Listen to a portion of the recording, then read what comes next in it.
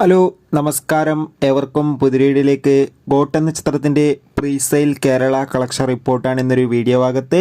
വീഡിയോയിലേക്ക് മുൻപ് video like ചെയ്യുക, ചാനൽ സബ്സ്ക്രൈബ് ചെയ്യാൻ വേണ്ടി ശ്രമിക്കുക. ഈ വരുന്ന ഓഗസ്റ്റ് സെപ്റ്റംബർ മാസം ധാരാളം ചിത്രങ്ങൾ OTT റിലീസ് ചെയ്തിരിക്കുകയാണ്.